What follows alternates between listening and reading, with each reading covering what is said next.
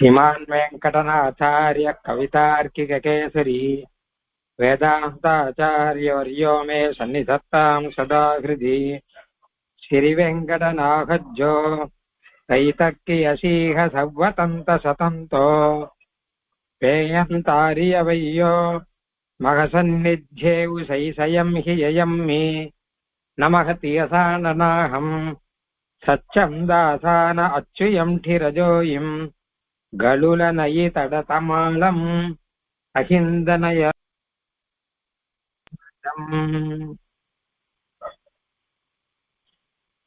93வது ஸ்லோகம் பார்க்கணும். இப்போ 91, 92 இது ரெண்டும் ரொம்ப அழகான ஒரு விஷயம் சொல்லியிருக்கேன்.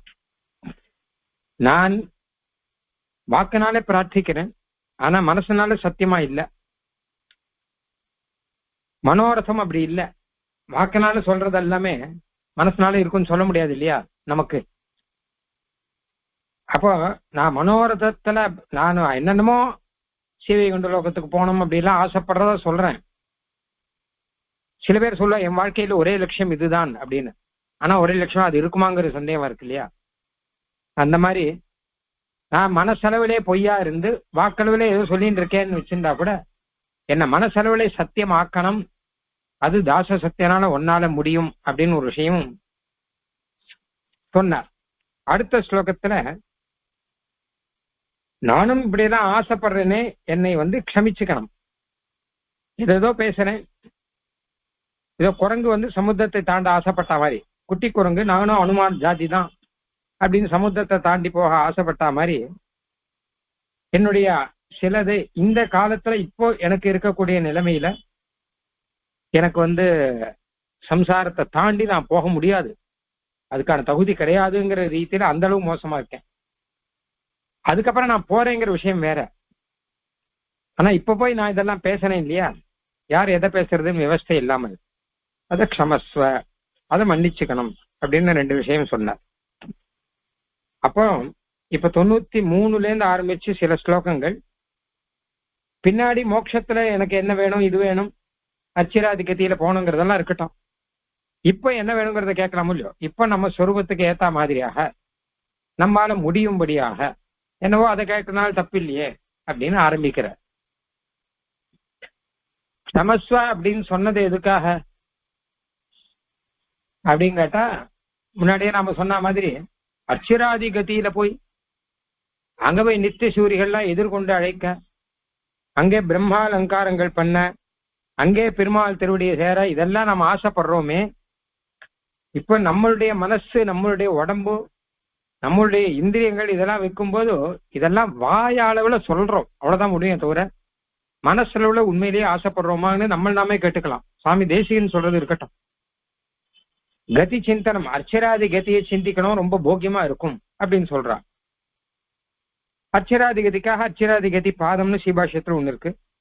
ரகசியத்த விசாரத்துல கதி விசேஷாதிகாரம் அப்படின்னு ஒரு அதிகாரம் இருக்கு. இதுல அர்ச்சராதிகள்லாம் தங்க லோக்க வழியா கூட்டுன்னு போறான்னா, அப்படியா கூட்டுன்னு போறாளா அப்படின்னு தோணுமே தவிர, அவ்வளவுதான் தோணும் நமக்கு. அதுவே தவிர ஆஹா அது எவ்வளவு பரம போகியமா இருக்கும் அப்படின்னு அதெல்லாம் அவ்வளவு தூரம் நம்ம மைண்டு போகாது. ஏன்னா நம்மளுடைய மனசு இந்த சம்சாரத்துல இருந்து இங்க இருக்கிற பிராகிருத விஷயங்களை அனுபவிச்சுட்டு இருக்கக்கூடிய மனசு. அது போய் அச்சிராதிகத்தியில போச்சா அங்க தேவர்கள்லாம் என்ன பண்ண போறாங்க கேட்டா, எதிர்கொண்டு அழைப்பார்கள், சத்காரங்கள்லாம் பண்ணுவார்கள், அதுக்கப்புறம் திரும்பி தம் எல்லையில கொண்டு வந்து விடுவார்கள், இதெல்லாம் தான் பண்ணுவார். அப்ப என்ன எப்போ அர்ச்சிராதி கதியில நீர் அழிச்சு கொண்டு போகிறீர். அதே மாதிரி சீவிகண்ட லோகத்தில் போய் எம்பெருமானுடைய திருவடியை நம்ம சிரசாலை தாங்கி அந்த திருவடியை வருடி கொடுத்து அதெல்லாம் பண்றோம் அப்படின்னா, அப்படியா அப்படின்னு தோணும், அவ்வளவுதான். ஏன்னா அது எவ்வளவு பரம போக்கியம். இப்ப அது நினைச்சா மச்சதெல்லாம் வைராக்கியம் இதெல்லாம் எதுவுமே வேண்டாம்னு சொல்லி அங்க போறதுக்கு தயாராகணும். அந்த அளவு தயாராகல, வெறும் காலக்ஷேபம் சொல்றோம், அவ்வளவுதான். சீவிகண்ட லோகத்துல அப்படி எல்லாம் இருக்கும், பெருமாளுடைய திருவடி பரம போக்கியமா இருக்கும் அப்படின்னா அப்படியா கேட்டுவோம். சொல்றவா அப்படி விசேஷமா ஏதோ சொல்லுவா, கேட்கறவா விசேஷமா கேட்டுப்பா, அவ்வளவுதானே தவிர உடனே அதுலயே மனசு மொத்தமும் லயிச்சு போய் மற்ற விஷயங்கள்லாம் எதுவுமே வேண்டாம்னு போய் அப்படி ஆச்சான்னா இல்லை. ஏன்னு கேட்டா அந்த காலக்ஷேபம் முடிஞ்ச உடனே மறுபடியும் பழைய மாதிரி நமக்கு ஆகார விவகாரங்கள் என்னென்னோ எல்லாம் நடக்கணும். நமக்கு நல்ல ஆகாரம், நல்ல ட்ரெஸ், உண்டியே உடைய எல்லாம் வேணும். ஏன்னா இப்ப இது என்ன, இதெல்லாம் என்ன கேட்டான்னா ஒரு இன்ஃபர்மேஷன், ஒரு தகவல், அதை சாஸ்திரத்துல சொல்றது. இப்படி சீவைகொண்ட லோகம் இப்படி போவான், அங்க போய் இப்படி அனுபவிப்பான். அதை நம்ம பரிபூர்ணமா நம்புறோம் மகா விசுவாசத்தோடு கூட. அப்படி நடக்கும் அப்படிங்கிறோம். அது நமக்கு தேவை. சரி, வாஸ்தவம் தான், அது வரப்போ பார்த்துக்கலாம் அப்படின்னு விட்டுறோம். அதோட தவிர கதா அப்படின்னு சொன்னா எப்ப என்ன கூட்டின்னு போக போற அப்படின்னு சொல்ற அளவு ஒரு துடிப்பு அதெல்லாம் உண்மையில மனசுல இல்லை, வாக்குல சொல்லச்சுதான் இருக்கு. அப்ப கதி விசேஷ அதிகாரங்கள்லாம் சொல்லிட்டு சீவைகண்டவர்கிட்ட பெருமாள் எப்பதான் கூட்டுக்கொள்ள போறானோ அப்படின்னா ஆமா வாஸ்தவம் தான் அப்படின்னு தோணும். அந்த சமயத்துல தாற்காலிகமா ஒண்ணு தோணும், கூட்டின்னு போயிட்டா சௌரியம் அப்படின்னு சொல்லிட்டோம், அவ்வளவுதான். அதனால நம்ம இருக்கக்கூடிய ஸ்திதி இருக்கும் இல்லையோ, இப்ப நாம இருக்கிற நிலைமை இது, நம்ம பிரகிருதியில இருக்கோம். பிரகிருதி சம்சர்க்கம் இருக்கிறபடினால நமக்கு வாசனை எல்லாம் விடல, அப்படியே இருந்துட்டு இருக்கு. நாம அதுக்கு அதனால்தான் அதை பத்தி எல்லாம் நான் அதிகப்படியா பேசிட்டேன், க்ஷமஸ்வன்னு சொன்னேன். கொஞ்சம் அதிகமா பேசின மாதிரி இருக்கு. இப்ப எனக்கு இப்ப என்ன வேணுமோ அதை நான் சொல்றேன் அப்படின்னு. இந்த பிரகிருதியில இருக்க நமக்கு என்ன வேணுமோ அதை நாம ஆசைப்படலாம், அதை கேட்கலாம் முடியும். அதுக்கு சில ஸ்லோகங்கள். 93வது ஸ்லோகம் போ. அச்சுய விஷய கந்தம் பவன்னவாவர்த்த தமினிதுட்டிஜந்தம் ஜனனீ தனம் தயம் வியாம் மம் உத்தரியூன சேவசு சயம் பட்சம் அச்சுத விஷயாக்ராந்தம் பவார்ணவாவர்த்த பிரமிணிஸ்துட்யமானம் ஜனனீஸ்தனந்தயமிவ மாம் உத்ருத்ய சேவஸ்வ ஸ்வயம் பத்யம். அச்சுதனே, எம்பெருமானே, நான் இங்க பிராகிருத விஷயங்கள்ல ஈடுபட்டு இருக்கேன். இங்கேயே இந்த விஷயத்தை சுத்தி வெளியில வர முடியாமல் இருக்கேன். சமுத்திரத்துல நடுவுல அலை சுழல்ல மாட்டின்றவன் வெளியில வர முடியாமல் இருக்கா மாதிரி சம்சார சாகரத்துல சுழலுக்கு நடுவுல மாட்டின்னு வெளியில வர முடியாமல் இருக்க. என்னை இங்கிருந்து வெளியில தூக்கி விடு மெதுவாக. இந்த விஷயத்துல அனுபவிச்சுட்டு இருக்கணும், அதுல இருந்து மெதுவா வெளியில தூக்கி விடு. ஜனனி ஸ்தனந்தயம் இவ, அம்மாவானவள் ஒரு குழந்தைய எப்படி ஆதரவோடு எடுப்பாளோ அந்த மாதிரி என்னை இங்கிருந்து எடு. குழந்தை தரையில இருக்குன்னு வச்சுக்கோங்க, அழுதுன்னு இருந்தா அம்மாவானவள் எடுத்துப்பா இல்லையா, அந்த மாதிரி என்னை எடுத்து ஸ்வயம் பத்யம் சேவச, எனக்கு நல்லது எதுவோ அதை செய். அம்மா குழந்தை தரையில இப்படி அழுதுன்னு இருக்கு அப்படின்னா உடனே ஆதரவோட வந்து குழந்தைய எடுத்து பால் கொடுக்குற மாதிரியாக நான் இப்ப அழுதுன்னு இருக்க மாதிரி தான் இருக்கேன். ஏன்னா வெளி விஷயத்துல ஈடுபட்டு இருக்கேன். அதனால என்ன நீயே எடுத்து எனக்கு எது நல்லணுமோ என்ன என்ன செய்யணுமோ அதையெல்லாம் செய்து கொடு அப்படின்னு சொல்றாரு இந்த ஸ்லோகத்துல. நான் முதல்லயே சொன்ன மாதிரி மோட்சங்களை பத்தி எல்லாம் சொல்லி முடிச்சாச்சு. இப்ப இருக்கிற காலம் என்னங்கிறத முதல்ல பார்க்கலாம். அது எம்பெருமாள் கொடுக்க போற, அது வரப்போறது. சாஸ்திரம் சொன்ன ரீதியில எல்லாத்தையும் பார்த்துட்டோம். இப்போ இருக்கிற காலத்துல நாம பிராகிருத விஷயத்துல ஈடுபாடு ரொம்ப அதிகமா இருக்கு. அது எப்படி இருக்குன்னு கேட்டான்னா, சமுத்திரத்துல சுழல்ல மாட்டின்றவன் வெளியில வர முடியாது. காவேரியில நீச்சல் தெரியும் எனக்கு அப்படின்னு இறங்கி போறவா சில பேர்லாம் நான் பார்த்திருக்கேன். பார்த்திருக்கேன்னா என்ன கேட்டா கேள்விப்பட்டிருக்கேன், பார்த்திருக்கேன். நன்னா நீச்சல் தெரியும், அதுவும் நதி நீச்சலே தெரியும் அப்படின்னு சொல்லிட்டு போய் கடைசியில் அங்க சுழல்ல மாட்டின்னு வெளியில வர முடியாது வாழால. சுழல் அப்படின்னு வந்து உள்ளுக்குள்ளேயே போட்டு போட்டு அமுக்கும். ஜனமே உள்ளே சுத்தின்ண்டே இருக்கும், வெளியில் வர ஜனமே வெளில வராது. அதை மேலேயும் அவன் மிதக்கவும் முடியாது அவனால, ஏன்னா உள்ள போட்டு அமுக்கிடுவான். அதனால சுழல்ல சிக்கிண்டா போச்சு, அவ்வளவுதான், உயிர் பிழைக்க முடியாது, யாரும் போய் காப்பாற்ற முடியாது, கஷ்டம். போனா அவனும் மாட்டின்டுவான். இது நீர் சுழல் உள்ள இடம் ஆபத்து, இங்கே போக வேண்டாம் அப்படிலாம் போட்டுருவான் காவேரியில.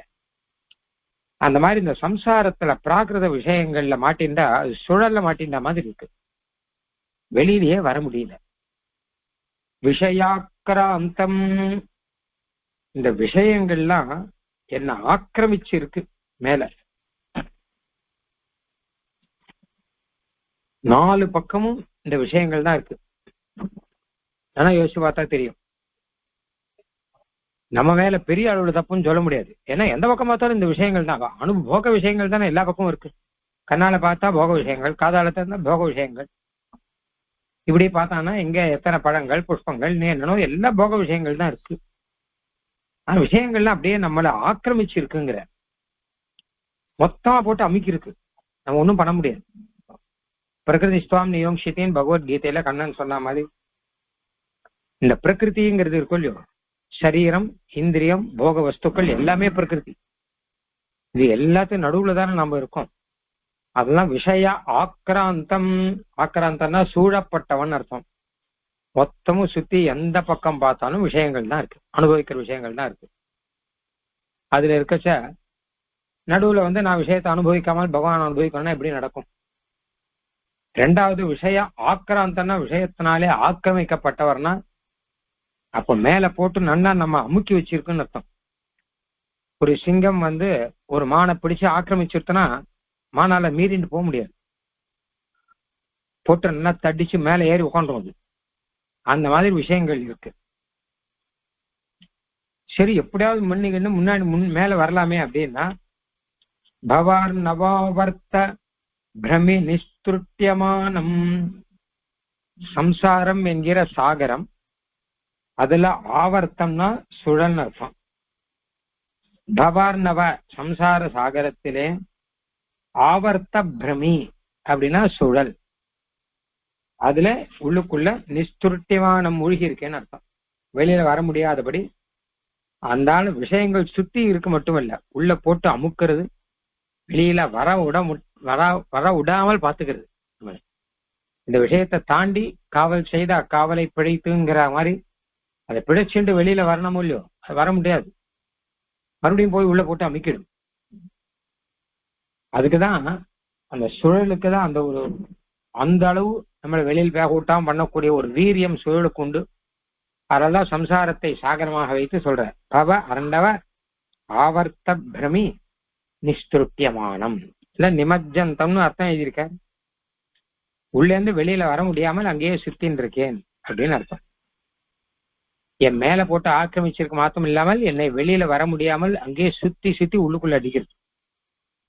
அப்ப நீதான் மெதுவா என்ன கரையத்தான் மாம் உத்ருத்தியம் என்ன அப்படியே தூக்கி எடுக்கணும். இது சாதாரணமானவெல்லாம் எடுக்க முடியாது, சுழல மாட்டின்டா. அதுக்கும் ட்ரைனிங் பண்ணி இருக்கா மாதிரி எம்பெருமான் தான் சம்சாரத்துல சுழல மாட்டின்றவன மேல எடுக்கணும். அதுக்கு உதாரணம் ஜனனி ஸ்தனந்தயமிவ, அம்மாவானவள் குழந்தை எடுக்கிற மாதிரி அப்படிங்கிற. இது பின்னாடி இருக்கிறதுக்கு உதாரணம் சேவஸ்வயம் பத்தியம், என்னை எடுத்து எனக்கு பத்தியம் எனக்கு ஹிதம் எதுவோ அதை செஞ்சு கொடுங்கிற மாதிரி அர்த்தம்.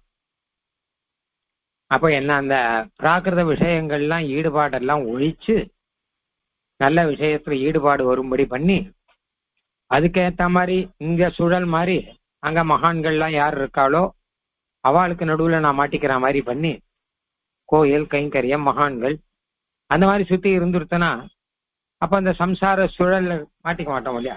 சம்சார சுழல சுத்தி போக விஷயங்கள் தான் இருக்கு.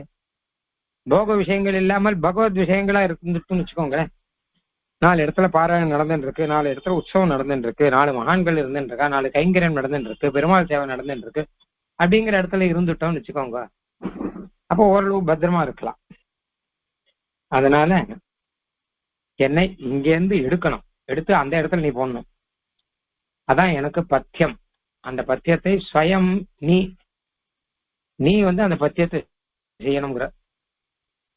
ஜனனி ஸ்தனந்தயமிவ, இதுக்கு உதாரணம் தான் அம்மா சின்ன குழந்தை. ஸ்தனந்தயம்னா நடக்க முடியாமல் பால் சாப்பிட்ற குழந்தைன்னு அர்த்தம். பால் சாப்பிட்ற குழந்தைய அதுக்கு தரையில இருந்ததுன்னா உடனே அம்மா எடுத்து அதுக்கு எது தேவையோ எது நல்லதோ அதை அம்மாவா பார்த்து கொடுப்பா. அந்த மாதிரி நீயா பார்த்து எனக்கு கொடுக்கணும். அது கெட்ட இடத்துல இருந்தா அதை எடுத்துருவா, அது தரையில இருந்தா அதை எடுப்பா அம்மா. பால் கொடுத்து தூளில் தூங்க பண்ணுவா. ஏன்னா குழந்தைகள்லாம் தரையில ரொம்ப நேரம் இருக்கக்கூடாது. அந்த மாதிரி எனக்கு எது நல்லதோ அதை செய்யணும். முதல்ல என்னை இங்கேருந்து எடுக்கணும். எடுத்து எனக்கு பால் கொடுக்குற மாதிரியாக எனக்கு ஞானத்தை கொடுக்கறதோ பக்தியை கொடுக்கறதோ இல்ல மகான்களுடைய சம்சர்க்கத்தை கொடுக்கறதோ எத்தையோ ஒண்ணு கொடுத்து என்ன இந்த சூழல்ல இருந்து வெளியில எடுக்கணும் அப்படின்னு சொன்னார். ஜனனி தனந்தயமிவ மாம் உத்ருத்ய சேவஸ்வ ஸ்வயம் பத்தியம். பத்தியம்னா நல்லதை, மாம் உத்தித்த என்னை கரையேற்றி வைத்து, என்னை தூக்கி விட்டுன்னு அர்த்தம். இங்கேருந்து என்னை தூக்கி வச்சு நல்லதை செய்யணும். இதுல கடைசியில ஒரு சின்ன விஷயம் ஒண்ணு இருக்கு. சேவஸ்வ ஸ்வயம் பத்தியம், நீயே அந்த பத்தியமானதை நீயே செய்து கொள் அப்படின்னு அர்த்தம். நீ எனக்கு செஞ்சு கொடு அப்படின்னு இல்லை, அதை நீயே செய்து கொள் அப்படின்னு. ஸ்வயம் நீயாகவே, பத்தியம் எது நல்லதோ அதை சேவஸ்வ செய்து கொள் அப்படின்னு அர்த்தம்.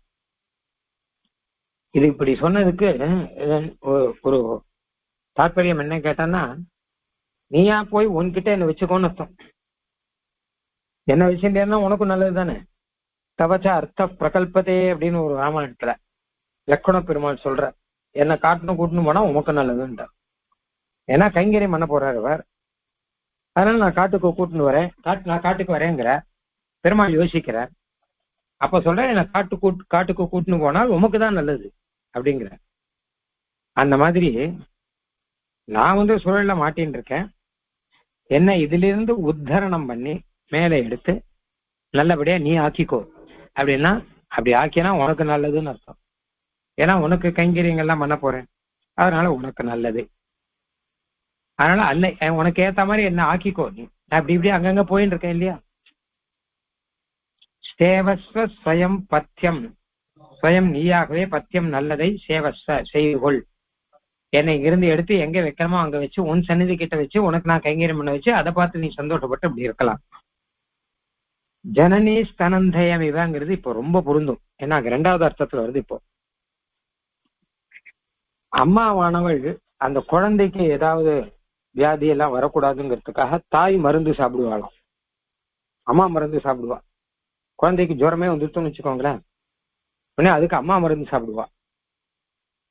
முன்காலத்துல இந்த கஷாயங்கள்லாம் குழந்தைக்கு ஜுரமா இருந்ததுன்னா, குழந்தைக்கு வயத்து போக்கா இருந்தா அப்பெல்லாம் அம்மாவுக்கு கஷாயம் கொடுப்பா. ஏன்னா அம்மா அதை சாப்பிட்டு அந்த பால் தாய்ப்பால் கொடுக்குறா இல்லையா, அது மூலமா குழந்தைக்கு அந்த மருந்தினுடைய எஃபெக்டும் போகும், அதுக்கும் சரியாகும் அப்படின்னு பழங்கால வைத்திய முறையில இது பிரசித்தம். இதுவே அம்மா என்ன சாப்பிட்றாங்கிறது ரொம்ப முக்கியம் தானே. குழந்தை கர்ப்பத்தில் இருக்கும் போதும் சரி, குழந்தைக்கு பால் கொடுக்கும் போதும் சரி, தாய் என்ன சாப்பிட்றார் அப்படிங்கிறது ரொம்ப ரொம்ப முக்கியம். அது இப்பவும் உண்டு தானே. இந்த உதாரணத்தை பராசர பட்டர்லாம் பல இடத்துலலாம் சொல்லிருக்க. அதெல்லாம் என்ன விஷயம் கேட்டானா, குழந்தை நன்னா இருக்கணுங்கிறதுக்காக அம்மா மருந்து சாப்பிட்றான். இது வேடிக்கை வரும். ஒருத்தர் நன்னா இருக்கணும், இன்னொருத்தர் மருந்து சாப்பிடுவாளா? யார் நல்லா இருக்கணும் அவாதான மருந்து சாப்பிடணும், யாருக்கு வியாதி இருக்கோ அவாதான மருந்து சாப்பிடணும். ஆனா குழந்தை அம்மா விஷயத்த, குழந்தைய எந்த கேடும் வரக்கூடாது குழந்தைக்கு, அது நன்னா இருக்கணுங்கிறதுக்காக அம்மா மருந்து சாப்பிடுவா. அதான் சேவஸ்வ ஸ்வயம் பத்தியம். இப்ப பத்தியம் பத்தியத்தை ஸ்வயம் அம்மா தான் சேவஸ்வன சாப்பிடுகிறாள்னு அர்த்தம். சேவனான சாப்பிடுறதுன்னு ஒரு அர்த்தம் உண்டு. அதான் கன்சியூம்ங்கிற அர்த்தத்துல வரும். அப்போ குழந்தைக்காக ஜனனி ஸ்தனந்தயமிவ, குழந்தைக்காக அம்மா மருந்து சாப்பிட்ற மாதிரி எனக்காக நீ இந்த காரியத்தை செய் அப்படின்னு அர்த்தம். அதாவது நாம சரணாகதி பண்ணிட்டோம், பெருமாள் மோட்சம் கொடுக்க போறார். நடுவுல இடைப்பட்ட காலத்துல நாம என்ன ஆனா அவனுக்கு என்ன, மோட்சமும் பின்னாடி வரப்போகுது. இடைப்பட்ட காலத்துல நீ பிரகிருதி விஷயத்துல ஈடுபட்டு இருந்தா என்ன, இல்ல பகவத் விஷயத்துல ஈடுபட்டு இருந்தா என்ன, அப்படிலாம் என்ன விட்டுடாத. எனக்காக நீ தான் சமப்படணும். என்னை இப்படியே விட்டா நான் மாட்டின்னு இருக்கேன், வெளியில வர முடியாது. என்னை அப்படியே உத்ரித்யா என்னை அப்படியே எடுக்கணும், எடுத்து நல்ல விஷயத்துல ஈடுபடுத்தணும். இதெல்லாம் குழந்தை நல்லா இருக்கணும்னு அம்மா மருந்து சாப்பிட்ற மாதிரி நான் நல்லா இருக்கணுங்கிறதுக்காக நீ தான் இந்த காரியங்கள்லாம் பண்ணணும். என்னை உத்தரணம் பண்ணணும், எனக்கு நல்லது இதுவும் பார்க்கணும், அந்த இடத்துல என்னை கொண்டு போய் வைக்கணும், அதை பார்த்து நீ சந்தோஷப்படணும். எல்லாம் உனக்கு தான், எனக்கு ஒண்ணும் கிடையாது. குழந்தைக்கு என்ன தெரியும், அம்மா மருந்து சாப்பிட்டாலாம் சாப்பிடலையா, நமக்கு உடம்பு சரியில்லையா, சரியாகுமா, எப்படி சரியாகும், இதெல்லாம் குழந்தைக்கு தெரியாது இல்லையோ. அந்த மாதிரி நீயா பார்த்து ஏதாவது செய்தாதான் உண்டே தவிர என்னுடைய பிரயத்தனத்தால எதுவும் நடக்காது. அப்படி இருந்தா நான் இந்த விஷயத்திலேயே தான் ஈடுபட்டு இருப்பேன். இந்த சூழல மாட்டின்னு இருப்ப. அதனால நீயா பார்த்து எங்கேயாவது வெளியில எடுத்து விட்டு நீ எனக்கு ஒரு நல்லதில் என்னை ஈடுபடுத்த செய்து நீ நன்னாருன்னு அர்த்தம். நீ சந்தோஷமா இரு. அச்சுத விஷயாக்கிராந்தம் பவார்ணவாவர்த்த பிரமி நிஸ்துருட்டியமானம் ஜனனி ஸ்தனந்தயமிவ மாம் உத்ருத்ய சேவஸ்வஸ்வயம் பத்யம். நீயே நல்ல மருந்தை சாப்பிட்டுக்கொள், நீயே நல்ல விஷயத்தை எனக்கு கொடுக்க பண்ணிக்கொள் அப்படின்னு அர்த்தம். கொடுக்கும்படி பண்ணிக்கொள் அப்படின்னு இதுக்கு அர்த்தம். பராசர பட்டர் என்ன சொன்னார் அப்படின்னு கேட்டா, ருக்னே தோகே ஸ்தமிவ ஜனனி தற்கஷாயம் பிபந்தி. குழந்தைக்கு உடம்பு சரியில்லைன்னா அம்மா கஷாயம் சாப்பிட்ற மாதிரி. கஷாயம் கசக்கும், அது யாருக்கும் சாப்பிட பிடிக்காது. ஆனா அம்மா சாப்பிடுவா குழந்தைக்காக. இந்த மாதிரி எனக்காக நீ இந்த கஷ்டப்படு, என்னை எடுத்து விட்டு என்ன நல்ல விஷயத்துல ஈடுபடும்படி பண்ணி எனக்கு அதெல்லாம் இன்ட்ரெஸ்ட் வரும்படி பண்ணி எல்லாத்தையும் நீ தான் பண்ணணும் அப்படின்னு, எனக்காக நீ கஷ்டப்படணும் அப்படின்னு சொல்லுவா. இந்த ஆத்தெல்லாம் சில சமயம் பஞ்சகவ்யம் கூட்டுவார்கள், வேடிக்கையா இருக்கும். அதாவது நாம ஒரு தப்பு பண்ணிட்டோம்னா, சாப்பிடக்கூடாததை சாப்பிட்டோம்னா அதுக்கு பிராயச்சித்தம் பஞ்சகவ்யம். பசுமாட்டிலிருந்து வந்த 5 கவ்யங்கள் அதை சேர்த்து, மந்திரங்கள் உண்டு, மந்திரங்கள்னாலே அதை சேர்த்து பிராயச்சித்தமாக அதை சாப்பிடணும். அது நல்லா இருக்காது, ரொம்ப மோசமான ஒரு வஸ்து. ஆனா அதுதான் பிராயச்சித்தம். என்ன பிராயச்சித்தனா இப்படியா இருக்கும், இப்படிதானே இருக்கும். வியாதின்னு வந்துருத்துனா, அப்போ சுகர் அப்படின்னு வந்துருத்துனா பாவக்காய் சாப்பிடுன்னு தான் சொல்லுவான்.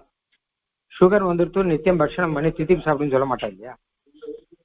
அந்த மாதிரி நம்ம தப்புன்னு பண்ணிட்டோம்னா அதுக்கு பிராயச்சித்தம் அப்படின்னா, இந்த பிராயச்சித்தங்கிறது நமக்கு பிடிக்காததா தான் இருக்கும். அந்த மாதிரி பஞ்சகவ்ய பிராசனம் அப்படின்னு ஒண்ணு சொல்றா, அது நிறைய பேர் இப்பவும் பண்ணிட்டு இருக்கா.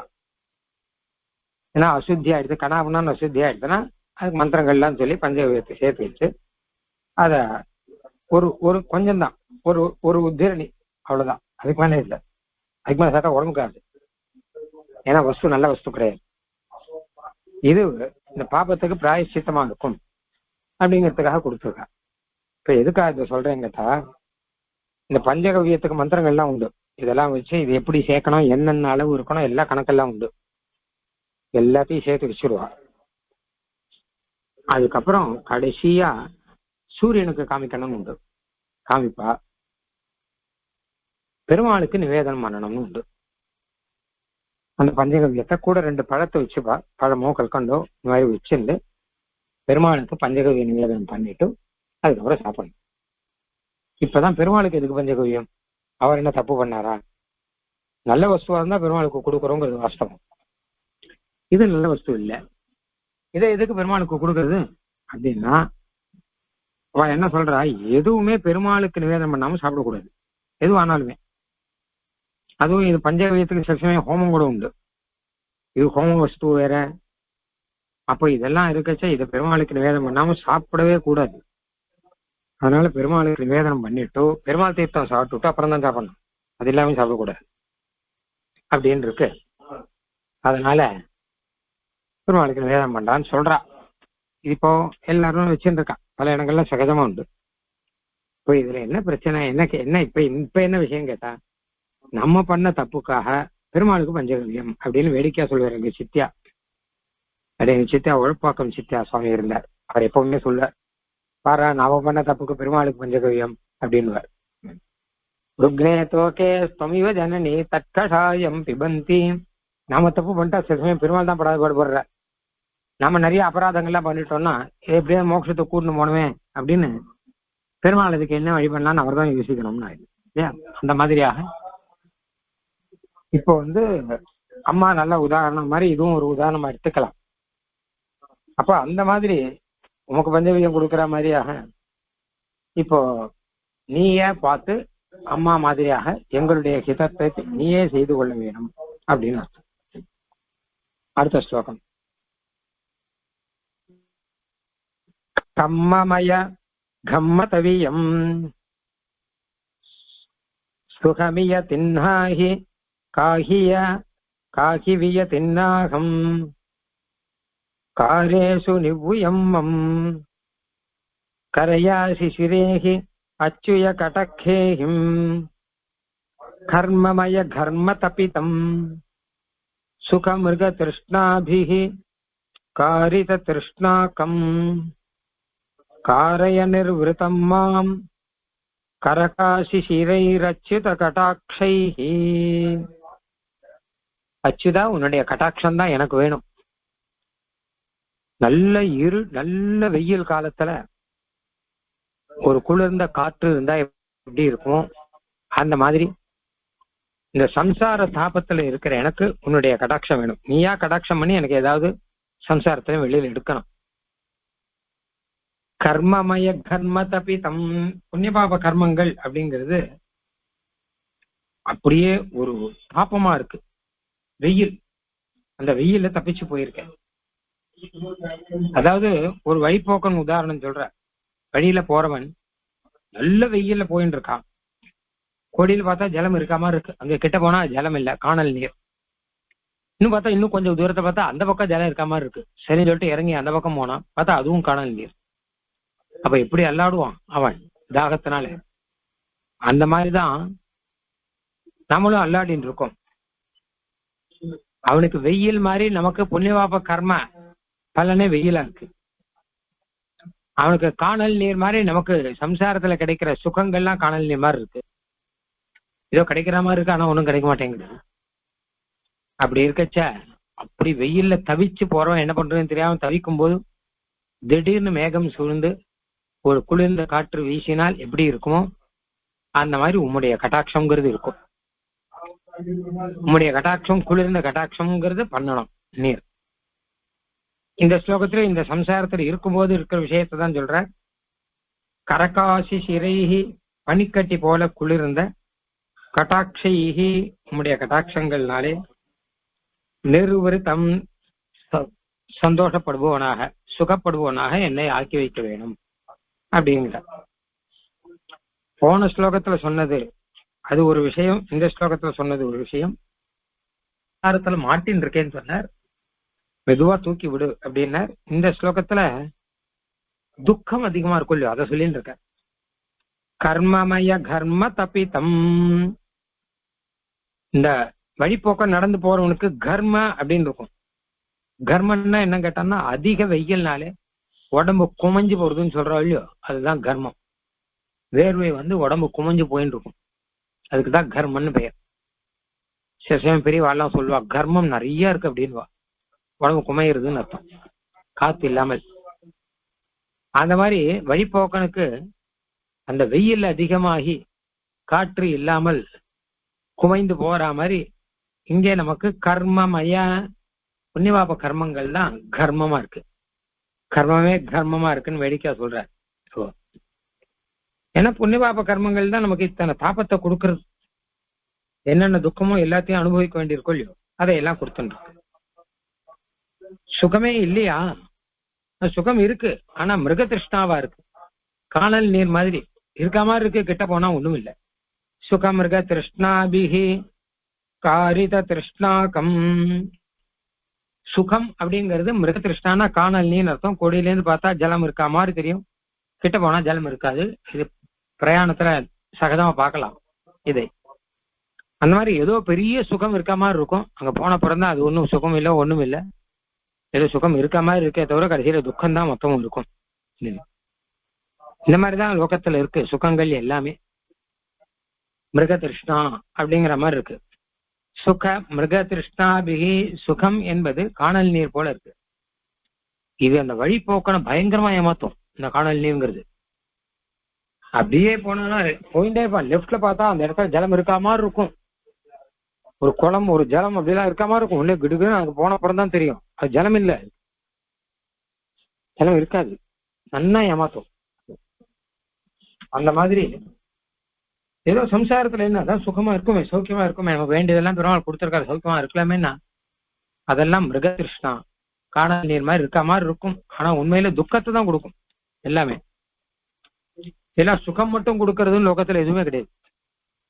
சுகம் மிருக திருஷ்ணாபி காரித திருஷ்ணாகம். அப்படி காணல் நீர் வந்தா கடைசியில என்ன ஆகும் கேட்டா தாகம் இன்னும் அதிகமாகும். தாகம் குறையணுங்கிறதுக்காக இங்கிருந்து அங்க போறான். போனா அங்க போய் காணல் நீராச்சுன்னா தாகம் இன்னும் அதிகமாக தான் அதிகமாகும். அந்த மாதிரி எனக்கு இன்னும் மேல மேல மேல துக்கம் அதிகமா இருக்கு, இன்னும் ஆசை அதிகமா இருக்கு. 2 பாடம் வச்சிருக்காரு. கதா பியதிருஷ்ணாகம் அப்படின்னு ஒரு பாடம், காரித திருஷ்ணாகம் அப்படின்னு ஒரு பாடம். ரொம்ப தாகம் வந்தவனா பண்ணி அப்படின்னு அர்த்தம். ஏதோ சாதாரணமா தீர்த்தம் தீர்த்தம் கிடைச்சா பரவாயில்லன்னு பார்த்தா கோடியில காணல் நீர் தெரிஞ்சு அங்க போய் பார்த்தோம்னா ஜலம் இல்லைன்னு ஆன உடனே இன்னும் வெயில்னாலே இன்னும் தாகம் அதிகமாயிடும். அந்த மாதிரி இன்னும் நான் கஷ்டப்படும்படி என்ன பண்ணி விட்டாய் அப்படின்னு அர்த்தம் சரியா இருக்கும். அப்படிப்பட்ட எனக்கு நீ என்ன பண்ணணும் கேட்டா, காரைய நிர்விருத்தம், நான் நிர்விருத்தம்னா சுகம் அடைபவன், இதுல எனக்கு சுகம் வரணும். இந்த சம்சாரத்துல இப்படி இருக்கும்போது எனக்கு சுகம் வரணும். அது உன் கடாட்சத்தினால முடியும். அது கரகாசிரிக்கு சிசிரைஹி, பனிக்கட்டி போல, சிசிரைஹி குளிர்ந்த, கட்டாட்சிஹி உன்னுடைய கட்டாட்சங்கள்னாலே. அப்படியே பனிக்கட்டி மழைன்னு ஒண்ணு பெய்யும். அந்த மாதிரி இவன் அந்த தாபத்துல போயிண்டு ஜலம் இல்லாமல் ஒரே தாகத்தில் தவிச்சுட்டு இருக்கும்போது திடீர்னு பனிக்கட்டி மழை பெஞ்சா எப்படி இருக்கும்? அந்த மாதிரி இந்த சம்சாரத்துல தவ கட்டாட்சிஹி, உன்னுடைய கட்டாட்சம் அப்படிங்கிறது ஒரு பனிக்கட்டி மழை மாதிரி ஒரு குறிந்தது, என்னுடைய தாபத்தை எல்லாம் போக்கடிக்க கூடியது. அதனாலே என்னை சுகப்படுபவனாக ஆக்கிவை. கர்மமய கர்ம தபிதம் சுக, இங்க ரூபகம்னு சொல்லுவா இத, அதாவது வழிபோக்கன் மாதிரி நாம இருக்கோம் அப்படின்னு வச்சுப்போம். ஒரே குமையல் அப்படிங்கிறது தான் நம்மளுடைய பாபங்கள், அதனாலே வரக்கூடிய துக்கங்கள். அப்புறம் காணல் நீர் தூரத்துல ஜலத்தை பார்த்து ஏமாந்துடுற மாதிரி நமக்கு வரக்கூடிய சுகங்களை எல்லாம் சுகம் நினைச்சு ஏமாந்துடுறோம்.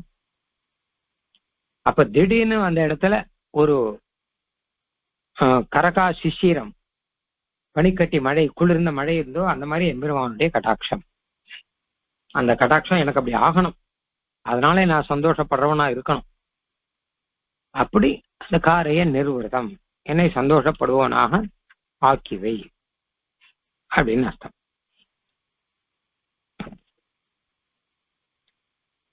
மிருகதிருஷ்ணாம் புஷ்கலே, மிருகதிருஷ்ணா உதாரணம் பல இடத்துல எடுத்திருக்கா சுவாமி தேசிகனே. தேவநாயக பஞ்சாசத்துல இந்த மாதிரி விஷயங்கள்லாம் சொல்றாரு. அங்கங்க சுத்தி, அந்த காலத்துல இதான் உதாரணம். வெயில்ல நடந்து வந்தவனுக்கு குளத்துல குளிச்சா ஆனந்தமா இருக்கும். அந்த மாதிரி இந்த சம்சாரத்துல அங்கங்க வெயில்ல நம்ம கஷ்டப்படுறவாளுக்கு பெருமாளுடைய சந்நிதி தான் குளத்துல குளிக்கிற மாதிரி அப்படி எல்லாம் சொல்லிருக்க. அப்போ அப்படியாக எனக்கு உன்னுடைய கட்டாட்சத்தை பண்ணு, இங்க இருந்து எடுத்து வச்சு மகான்களோட என்னை சேர்த்து வை.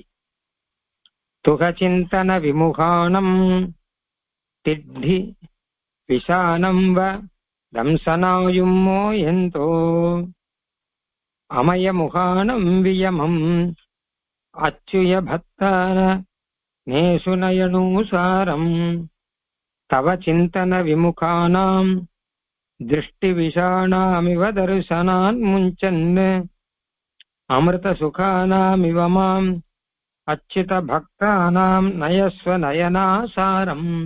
உன்னுடைய கட்டாட்சம் கிடைக்கிறதுக்கான முக்கியம் உன்னுடைய பக்தர்களுடைய கட்டாட்சம் எனக்கு கிடைக்கணும்.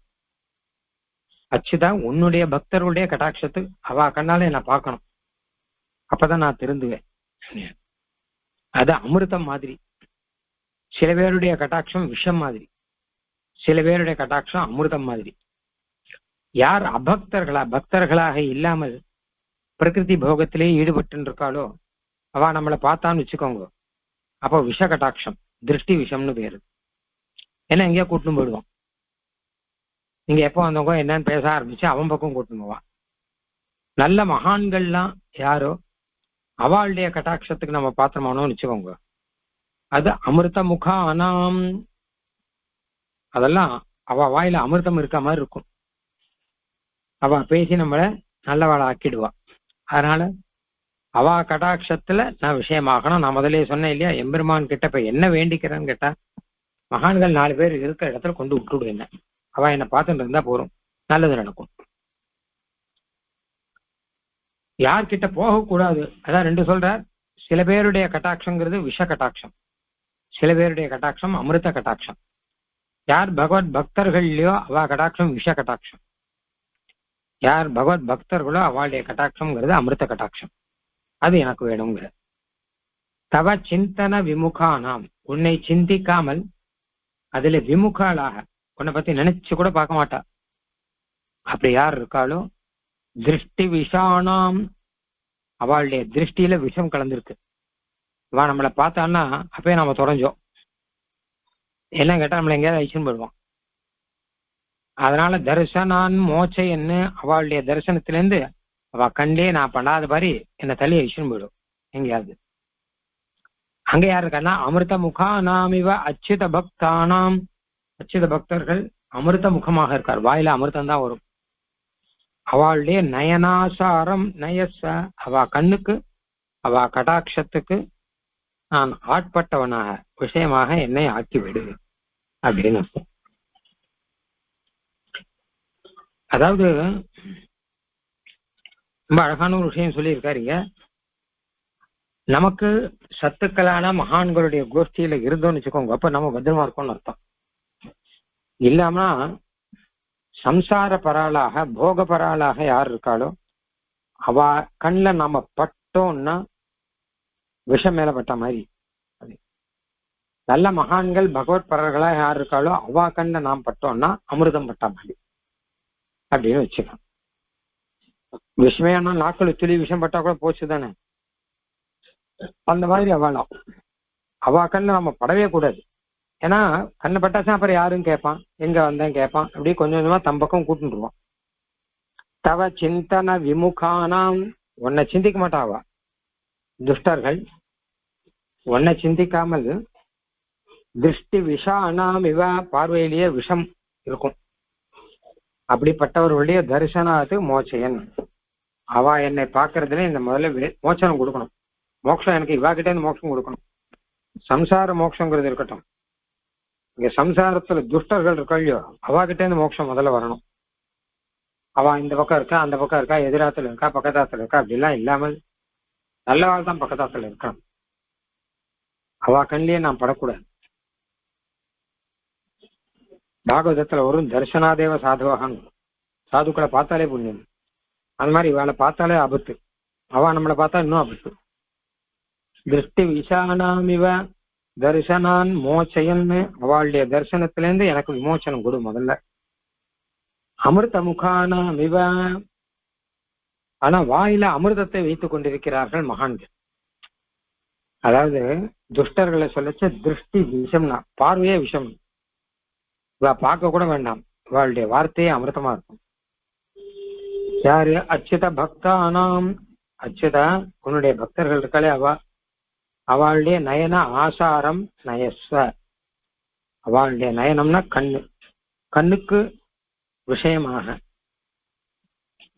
அவ கடாட்சம்ங்கிறது ஒரு பெரிய ஜலப்பெருக்கு மாதிரி இருந்தா அதுல நான் மாட்டிக்கிறவனாக என்னை நயஸ்வ, என்னை அழைத்து கொண்டு சேர்த்து விடுன்னு அர்த்தம். நான் இங்க இருக்கிறத இவா கிட்ட இருக்கேன் இல்லையா, துஷ்டர்கள் கிட்ட மாட்டின்னு இருக்கேன், இவா கண்ணில் நான் படவே கூடாது. அதனால மெதுவா இங்கிருந்து என்னை கூட்டின்னு போய் சத்துக்களான மகான்கள் பகவத் பரார்கள் யார் இருக்காளோ அவா சந்நிதியில என்னை கொண்டு சேர்த்து விட்டுடும். இவாளுடைய பார்வை திருஷ்டி விஷம், அவளுடைய வாக்கு அமிர்தம் அப்படின்னு இருக்கு. அதனால அப்படியே கேட்டுன்னு இருந்தா கூட மெதுவா ஒரு நாள் தெரிஞ்சிருவேன் அப்படின்னு ஆயிடும். அதனால அந்த இடத்துல கொண்டு போய் அப்ப பெருமாளை பார்த்து கட்டாட்சம் பண்ணு அப்படின்னு நான் போன ஸ்லோகத்துல, எது நல்லதோ அதை நீயே பண்ணிக்கோ அப்படின்னு சொன்னான் முதல் ஸ்லோகத்துல. அடுத்த ஸ்லோகத்துல கட்டாட்சம் பண்ணல, இந்த ஸ்லோகத்துல அந்த விஷயத்தை ஸ்பஷ்டமா சொல்லிட்டா, நல்ல மகான்களோட என்னை சேர்த்துவை அப்படின்னு ஒரு ஸ்லோகம் ஒண்ணு சம்ஸ்கிருதத்துல சொல்றா. ஸ்பிருசன்னபி கஜோஹந்தி ஜிக்ரன்னபி புஜங்கமஹ கசன்னபி நிருபோஹந்தி மானயன்னபி துர்ஜனஹா அப்படின்னு. யானையை தொட்டாலே நமக்கு நாசம், யானையை தொட முடியுமா நம்ம? இல்ல யானை தான் நம்ம கிட்ட இருந்தாலே நமக்கு ஆபத்து, யானை நம்மளை தொட்டாலே போடும். அந்த மாதிரி பாம்பு சர்ப்பங்கள் மூச்சு காத்தப்பட்டாலே ஆபத்து, அந்த மாதிரி துர்ஜனங்கள் அவ பார்வைப்பட்டாலே ஆபத்துன்னு அர்த்தம். சில பேருடைய பார்வைப்பட்டாலே ஆபத்து. அந்த மாதிரி சில சர்ப்பங்கள்லாம் இருக்கு, அது கண்ணு பார்வையில் நம்ம பட்டாலே ஆபத்தான் அப்படிங்கிறான். அதனால அவாகிட்ட முதல்ல காப்பாற்றணும். யார் உன்னிடத்துல ஈடுபடுறாளோ அவளுடைய திருவாய்மொழி அப்படிங்கிறது ரொம்ப பரம போக்கியமா இருக்கும். அந்த இடத்துல என்னை சேர்த்து விட்டுடு. இதைத்தான் தரிசனாதேவ சாதவா அப்படின்னு மகாபாரதம் சொல்றது. அவ கண் பார்வைப்பட்டாலே போரும், அவ வாய் வார்த்தையை கேட்டாலே போரும் அப்படின்னு. அந்த உபாயத்தையும் பெருமாள் கிட்ட சொல்லிட்ட, இந்த மாதிரி பண்ணிதான் என்ன சரியாக்கணும்னு. அடுத்து 96வது ஸ்லோகம் நம்ம அடுத்த வாரம் பார்க்கலாம். கவிதார்க்கிக சிம்ஹாய கல்யாண குணசாலினே ஸ்ரீமதே வெங்கடேசாய வேதாந்த குரவே நமஹ.